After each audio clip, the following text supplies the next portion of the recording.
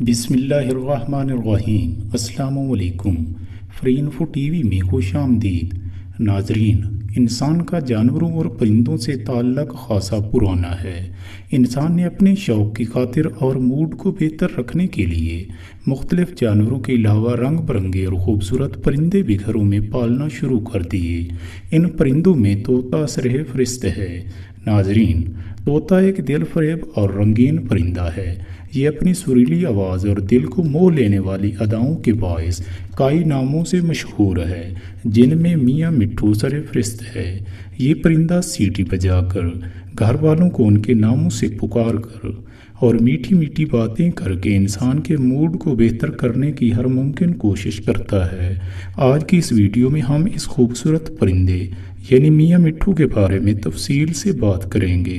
Video کو شروع کرنے سے پہلے چینل کو سبسکرائب کیجیے اور بیل آئیکن کو پریس کر کے آل پر کلک کیجیے۔ ناظرین، طوطوں کے 8 ذیلی خاندان ہیں۔ ان میں 300 سے زیادہ اقسام کے طوطے پائے جاتے ہیں۔ ناظرین، یہ پرندے مل جل کر رہنا پسند کرتے ہیں۔ یہی وجہ ہے کہ ایک درخت پر کئی خاندان آباد ہوتے ہیں۔ ناظرین، طوطے نیلے، پیلے، سبز، سفید، سرخ غرض کے تقریباً ہر رنگ میں پائے جاتے ہیں۔ آسٹریلیا نسل کے چھوٹے طوطے گھروں میں محض پنجروں کی زینت ہوتے ہیں، لیکن بڑے سائز کے طوطے عام بولنے کی صلاحیت کی وجہ سے زیادہ پالے جاتے ہیں اور یہ گھر کے ایک فرد کی طرح نظر آتے ہیں۔ ناظرین، ان کی قیمتیں سائز اور خوبصورتی کے لحاظ سے مختلف ہوتی ہیں۔ چھوٹے سائز کے طوطے چند سو روپے میں خریدے جا سکتے ہیں۔ انڈین رنگ نیکڈ طوطے 1000 سے لے کر کئی ہزار تک کے ہوتے ہیں، مگر نایاب نسل کے طوطے مکاؤ، کوکیٹو اور گرے پیرٹ کی قیمتیں 40,000 سے 1.5 لاکھ تک ہوتی ہیں۔ طوطے قیمت کے لحاظ سے تو باقی پرندوں سے کافی مہنگے ہیں، لیکن خوراک کے حوالے سے ان کا خرچ باقی پرندوں سے خاصا کم ہے۔ آئیے ان کی خوراک کے بارے میں بات کرتے ہیں۔ طوطے پھل، سبزیاں، اناج اور روٹی وغیرہ شوق سے کھاتے ہیں۔ انہیں مختلف سبزیاں اور پھل مثلاً ٹماٹر، سیب، امرود، خربوزہ، تربوز، کھیرا، آڑو، خوبانی اور پھلی والی سبزیاں چھوٹے چھوٹے ٹکڑوں میں کاٹ کر دی جاتی ہیں۔ ناظرین، یہ خشک میوہ جات مثلاً بادام، اخروٹ، مونگ پھلی وغیرہ بڑے شوق سے کھاتے ہیں۔ ان میوہ جات کی گریاں نکال کر دی جاتی ہیں۔ ناظرین، ان پرندوں کے آگے روزانہ تازہ اور صاف پانی رکھنا چاہیے۔ ناظرین، طوطوں کو چست رکھنے کے لیے سورج مکھی کے بیج، باجرہ اور مکئی کا مکمل بھٹا ان کے آگے ڈالنا چاہیے تاکہ وہ خود نکال کر کھائیں۔ ان کی نمکیات کی کمی کو پورا کرنے کے لیے مہینے میں 1-2 بار سمندری جھاگ یا منرل سٹون دینا چاہیے۔ اب ان کی رہائش کے حوالے سے بات کرتے ہیں۔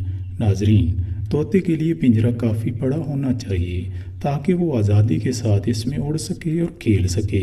اس میں اس کے لٹکنے کے لیے اور کھیلنے کے لیے مختلف کھلونوں کا بندوبست ہونا چاہیے۔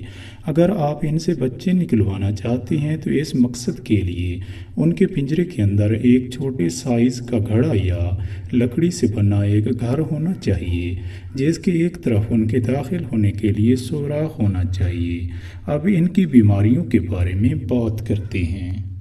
ناظرین، طوطے عموماً بہت کم بیماری کا شکار ہوتے ہیں، لیکن اگر کہیں سے کوئی بیمار پرندہ ان کے ساتھ لا کر چھوڑ دیا جائے تو ان کے بیمار ہونے کے چانسز بڑھ جاتے ہیں۔ ناظرین، پرندوں میں زیادہ تر پھیلنے والی بیماری رانی کھیت ہے۔ اس کے لیے سال میں 3 سے 4 مرتبہ یعنی ہر موسم کے شروع ہونے سے پہلے انہیں رانی کھیت کے قطرے ضرور پلانے چاہیے۔ یہ قطرے ان کے پینے کے پانی میں ڈال دینے چاہیے۔ سال میں 2 سے 3 مرتبہ ان کے کھانے میں طاقت کی گولیاں پیس کر شامل کر دینی چاہیے۔ ناظرین، ان کے رہنے کی جگہ کو صاف ستھرا رکھنا چاہیے۔ پنجرے میں پسے ہوئے چونے کو ڈالتے رہنا چاہیے۔ انہیں کھانا کسی پلیٹ وغیرہ میں ڈالنا چاہیے تاکہ چونا یا غلاظت نہ لگے۔ ناظرین، پالتو جانوروں سے سانس یا جلد کی الرجی ہو سکتی ہے، اس لیے انہیں کھانا ڈالتے یا پانی تبدیل کرتے یا ان سے کھیلنے کے بعد صابن سے باقاعدگی سے ہاتھ دھونے چاہیے۔ ناظرین، باورچی خانہ، باتھ روم اور بیڈ روم، ان جگہوں پر پالتو جانوروں کو داخل نہیں ہونے دینا چاہیے۔ طوطے چیزوں کو کاٹنا اور چبانا پسند کرتے ہیں، اس لیے بجلی کی تاروں، موم بتیوں اور اس طرح کی چیزوں سے انہیں دور رکھنا چاہیے۔ اب بات کرتے ہیں ان کی افزائش نسل کے بارے میں۔ ناظرین، تمام پرندے اپنی نسل کی افزائش اس وقت کرتے ہیں جب دن بڑے اور راتیں چھوٹی ہوتی ہیں۔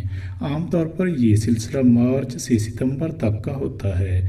ان دنوں میں یہ اپنے آپ کو زیادہ غیر محفوظ سمجھتے ہیں اور ہلکی سی چھیڑ چھاڑ پر شدید رد عمل دکھاتے ہیں۔ ایسے دنوں میں اپنے ہاتھ اور ناک کا خاص خیال رکھنا چاہیے۔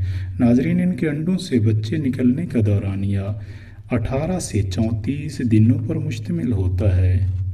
اگر آپ کو یہ یقین ہے کہ آپ کے طوطے نر اور مادہ ہی ہیں تو ویٹرنری اسٹور سے افزائش نسل کے لیے تیل ملتا ہے، وہ لا کر انہیں تھوڑا تھوڑا پلائیں۔ ناظرین، آپ کو ہماری ویڈیو کیسی لگی؟